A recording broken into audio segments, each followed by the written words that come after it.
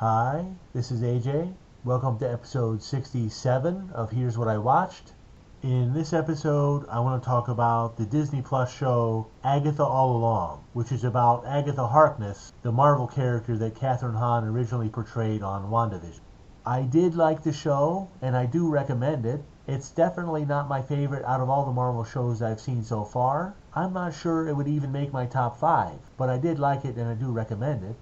And like WandaVision, this is a 9-episode season, but unlike WandaVision, with Agatha All Along, the episodes are a bit longer. I think the shortest one is actually about as long as the longest WandaVision episode.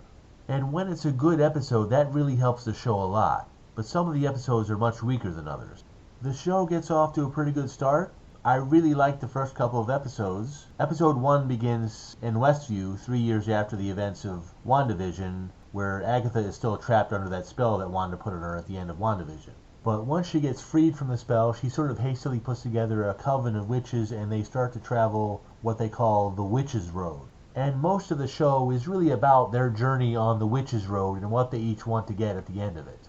And some of these episodes are weaker than others. I want to say episode 4 was probably the weakest episode of the whole season. But once you get past all that stuff, episode 6 was pretty solid, and episode 7 was hands down my favorite episode of the season. I loved everything about it. The way it's structured, the look of it, the way they made use of the tarot cards, and how all the pieces fell into place at the end, and the wonderful twist at the end of it. Just a fantastic episode of television.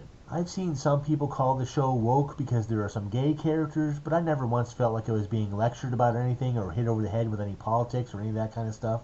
And Agatha All Along isn't just a spin-off of WandaVision, it has the same showrunner. So if you thought that was a well put together show, it's fair to say you'll like this one too, but maybe not as much as you liked WandaVision.